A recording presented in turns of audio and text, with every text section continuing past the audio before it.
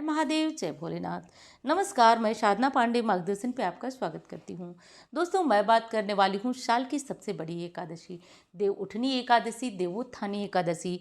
इस एकादशी की महिमा अपने आप में बहुत बड़ी है। दोस्तों, कहा जाता है कि इस एकादशी को भगवान विष्णु योग निद्रा से जगते हैं और जगाने का हम सभी उनके जगने का इंतजार करते हैं। क्यों? क्योंकि आज से ही सारे शुभ मांगलिक कार्यों की शुरुआत होती है। कहीं पे सगाई होगी, शादी होगी, मुंडन होगा, जनेऊ होगा, तो सभी सारे शुभ कार्य प्रारंभ होंगे। जगाने का एक नियम होता है, एक मंत्र होता है, उसके द्वारा हम भगवान विष्णु को जगाने की प्रक्रिया पूर्ण करते हैं। तो ये एकादशी कब पड़ रही है? तो इस बार ये एकादशी 23 तारीख को, 23 नवंबर को पड़ रही है। तो ये सब तो आपको बहुत दिनों से पता चल गया, अनेकों अनेक वीडियो बन रही है, मैं भी आपको बता चुकी हूँ कि 23 तारीख को हम तुलसी जी का विवाह करेंगे। तो सबसे अच्छा तो 23 तारीख को हम भगवान को जगाने के बाद तुरंत बाद ही तुलसी जी के साथ उनका विवाह करा सकते हैं। परंतु एकादशी से लेकर पूर्णिमा तक कभी भी आप जैसे पीरियड्स वगैरह में हैं, कहीं गए हैं, तो इन दिनों में भी आप तुलसी विवाह द्वादशी को करा सकते हैं, पूर्णिमा को भी करा सकते हैं। अब चलिए हम लोग बात करते हैं कि 23 तारीख को तो एकादशी है। एकादशी के नियम क्या है, सबसे पहले मैं बता देती हूँ आपको। लेकिन उससे भी पहले आपको बता दूं दोस्तों, याद दिला दूं आपको, वैसे तो आप लोग करते ही हैं लाइक, परंतु आपको फिर भी कहना चाहूँगी कि वीडियो आपको अच्छी लग रही है तो लाइक ज़रूर करिएगा, चैनल को भी साथ साथ सब्सक्राइब कर लीजिएगा।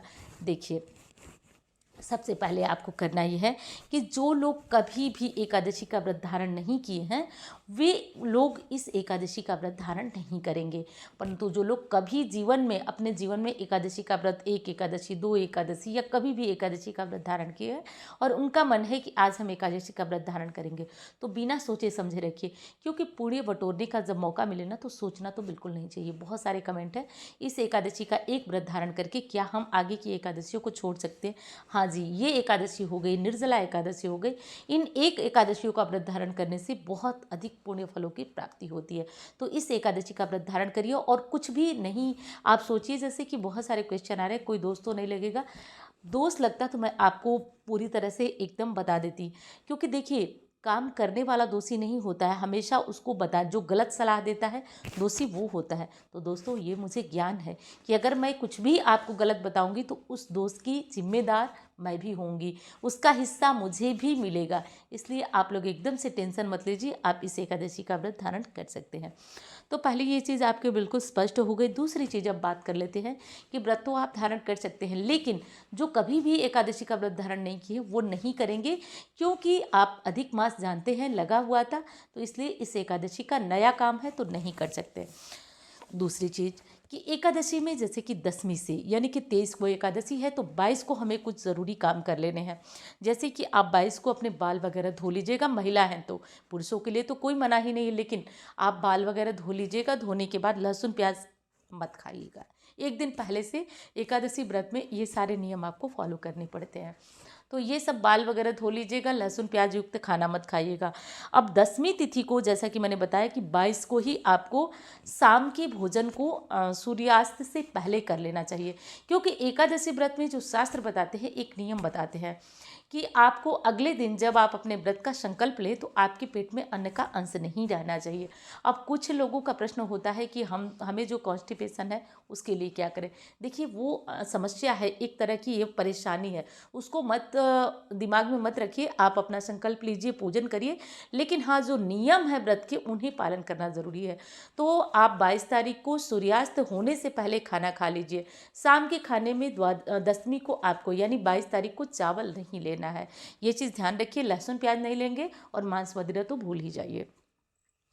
10वीं तिथि से और द्वादशी तक यानी कि व्रत के पारण तक आपको कुछ विशेष नियम का पालन करना, ब्रह्मचर्य का पालन करना होता है।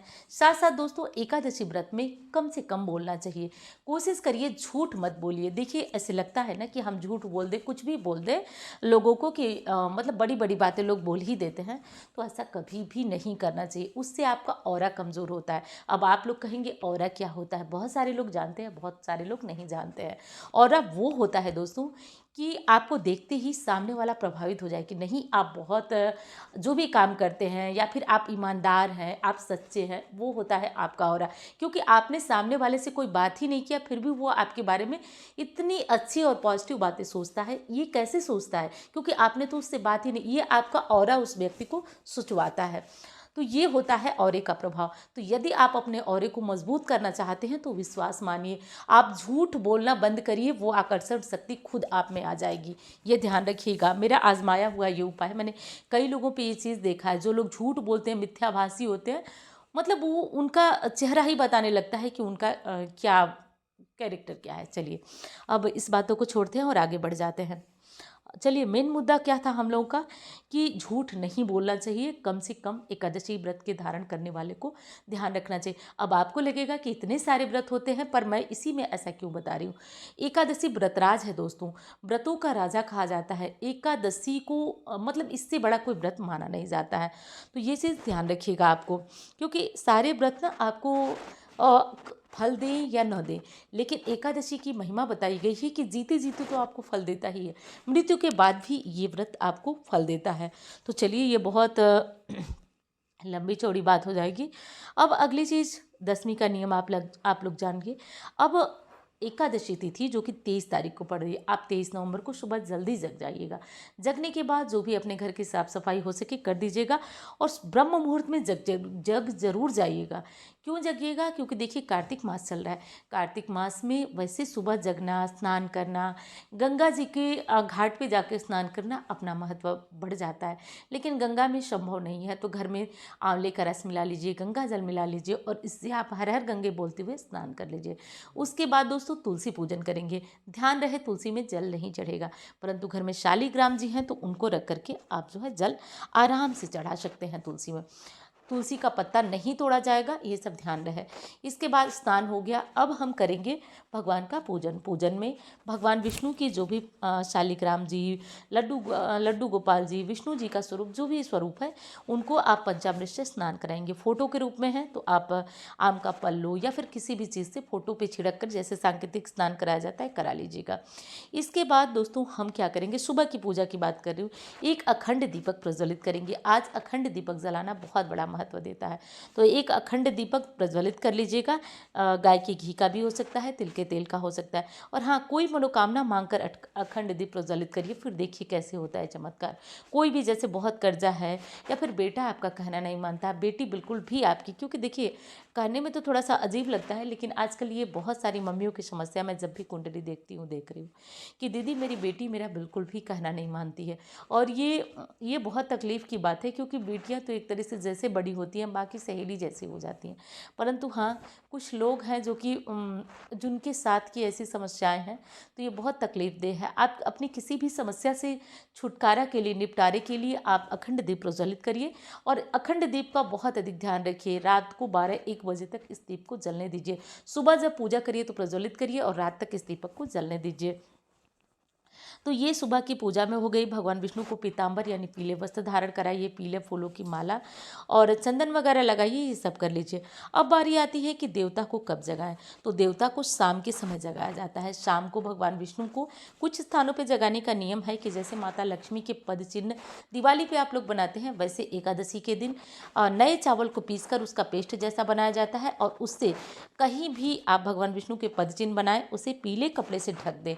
उसके बाद उस कपड़े को उठाया मतलब खोला जाता है, और ये मंत्र बोलते हुए, उत्तिष्ठ गोविंद तज निद्रा जगतपते त्वयि सुप्ते जगन्नाथ जगत सुप्तम भवेदितम उत्तिष्ठे चेष्टते स्वरमुक्तोष्ठ माधव गता मेघा विरच्य निर्मलम निरादिशा शारदानी च पुष्पाणि गृहान मम केशव। तो ये बोलते हुए आप उस कपड़े को उठा सकते हैं, या फिर देव उठाने का ये विधि आपको बड़ी लग रही है तो कोई बात नहीं, ये मंत्र बोल करके आप भगवान विष्णु का आंख बंद करके ये कल्पना करिए कि क्षीर सागर में योग निद्रा की स्थिति में भगवान विष्णु सोए हुए, आप ये मंत्र बोलकर उन्हें जगा रही हैं। तो ये मंत्र अब कठिन लगेगा आपको, अगर कठिन लगा तो ठीक है, कोई बात नहीं। आप इतना बोलिएगा कि हे भगवान विष्णु आप निद्रा से जगिए, हम मानव आपके उठने का इंतज़ार कर रहे हैं, जगने का इंतज़ार कर रहे हैं। आप अपनी कमल समान नेत्रों को खोलिए और इस जगत पे अपनी कृपा दृष्टि डालिए। ऐसा बोलते हुए भगवान विष्णु को जगा सकते हैं। बिल्कुल भी ज़रूरी नहीं है कि आप इस मंत्र को बोलें। अब कहीं कहीं पे इस मंत्र के स्थान पे एक चीज़ और बोला जाता है, उठो देव जागो देव उंगलियां चटकाओ देव। तो ये भी बोल सकते हैं, सब अपनी अपनी बातें हैं, ठीक है। तो जो समझ में आए वो बोल लीजिएगा, कर लीजिएगा।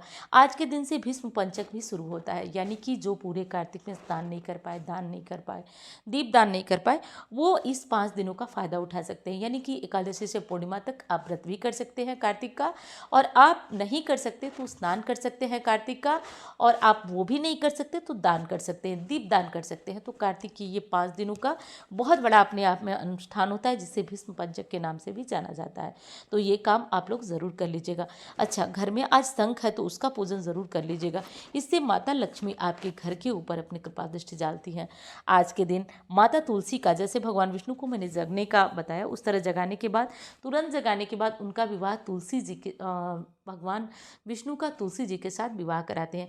विवाह की सरल विधि मैंने चैनल पे डाल रखी है, आप एक बार सर्च करेंगे तुलसी विवाह विधि मार्गदर्शन, तो आपको वो वीडियो दिख जाएगी। तो ये करके जो है आप अपना वो विधि देख सकते हैं। तुलसी विवाह या फिर आज के दिन एकादशी पे गन्ने को भगवान विष्णु को चढ़ाने का बहुत बड़ा महत्व बताया गया है, गन्ना सेवन करने का महत्व बताया गया है। और आज सिंघाड़े का, आंवले का, नए जो क्या बोलते हैं, नए जो नई फसल के अनाज होते हैं वो सारी चीज़ें चढ़ाई जाती है। खैर ये तो अपने अपने मिलने की बात है, जो चीज़ें मिल सके वो आप लोग चढ़ा दीजिएगा। तो ये हो गया एकादशी का नियम। अब बात कर लेती हूँ कि तो एकादशी में खा क्या सकते हैं। तो देखिए, एकादशी में कभी भी आपको अनाज का सेवन नहीं करना है। हमारे शास्त्र कहते हैं कि एकादशी जो है वो फलाहार ही रखना चाहिए, और नमक का भी त्याग करना चाहिए। नमक में यदि बहुत मजबूरी है तो सेंधा नमक ले लीजिए, वैसे एकादशी में अन्न और नमक नहीं खाना चाहिए। एकादशी में फलाहार कितनी बार कर सकते हैं, तो फलाहार के लिए तो देखिए वैसे तो कम से कम, क्योंकि त्याग तपस्या ज़रूरी है, लेकिन शरीर नहीं चलता है तो जितनी बार आपकी इच्छा हो फलाहार करें, और अगले दिन इस व्रत का पारण करें। पारण मुहूर्त मैं आपको अगली वीडियो में बताऊंगी, परंतु पारण मुहूर्त ये जान लीजिए कि एकादशी में कभी भी 3 बार अन्न ग्रहण नहीं किया जाता है। जैसे सुबह सवेरे आप जब भी पारण का मुहूर्त हो उसमें आप पूरा भोजन तैयार करके रखें, और एक बार बैठ करके अच्छी तरह से पूरा भोजन कर लें। उसके बाद पूरे दिन आप चाय पानी फल दूध ये सब ले सकते हैं। फिर अगला भोजन जो होगा वो आपको रात को होगा। तो तीसरी बार जब आप अपना मुंह जूठा करते हैं, अनाज खाते हैं, तो तीसरी बार अनाज खाते ही आपकी किए गए व्रत का फल त्रिजटा को चला जाता है। एकादशी व्रत के पारण में ये ध्यान रखिए। साधारण खाना एकादशी व्रत के पारण में ध्यान रखिए, ये साधारण भोजन नहीं किया जाता है। सरसों का तेल नहीं खाया जाता है, साथ साथ आप लहसुन प्याज भी नहीं खा सकते हैं। तो तामसिक चीज़ें एकादशी के पारण में भी नहीं खाया जाता है। तो कंप्लीट मानिए तो ये 3 दिनों का संपूर्ण आपका व्रत होता है। तो इस तरह से करके एकादशी का व्रत जो है दोस्तों वो धारण किया जाता है। तुलसी विवाह जो है वो मैंने मुहूर्त के साथ वीडियो डाला है, तो उसे आप एक बार देख लीजिएगा कि कैसे बिना शालिग्राम जी, लड्डू गोपाल जी, क्योंकि सबके घर में ये होते नहीं हैं, तो फिर आप कैसे कर सकते हैं। एकादशी का व्रत किनको किनको करना चाहिए, सारी नियम विधियाँ मैंने जो है बताया।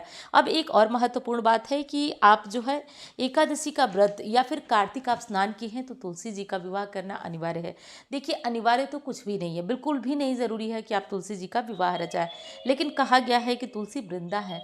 कहा गया है, या फिर हमारे शास्त्र बार बार कहते हैं कि जब वृंदा ने भगवान विष्णु को श्राप देकर पत्थर शिला बना दिया, तो भगवान जो थी उनके तप तपस्या से बहुत ज़्यादा प्रसन्न हुए कि भक्त की इतनी शक्ति कि भगवान को ही शाप दे डाला। उसके बाद भगवान विष्णु ने कहा कि जो भी इस तुलसी रूप में इसे पूजेगा उसका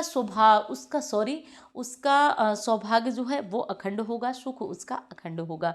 तो इसलिए इनकी पूजा करना आपके सुख सौभाग्य में चार चांद लगा देगा। अब अगली चीज़ आपको बता देती हूँ कि जो लोग स्नान किए उनको विवाह करना ज़रूरी नहीं है। अब दूसरी चीज़ कि जो लोग तुलसी विवाह करते हैं, क्या उन्हें व्रत रखना अनिवार्य है? बिल्कुल भी अनिवार्य नहीं है। तुलसी विवाह अलग चीज़ है और व्रत रखना अलग चीज़ है। तो आपकी इच्छा हो तो आप व्रत रख कर पूजन करिए, और नहीं तो ज़रूरी नहीं है। आप सीधा साधा जो भोजन होता है साधारण, वो खाकर भी आप तुलसी विवाह कर सकते हैं। तो ये सारे नियम विधियाँ थी, और आपको वीडियो पसंद आ रही है दोस्तों तो एक लाइक ज़रूर करिएगा, और चैनल को साथ साथ सब्सक्राइब करिएगा।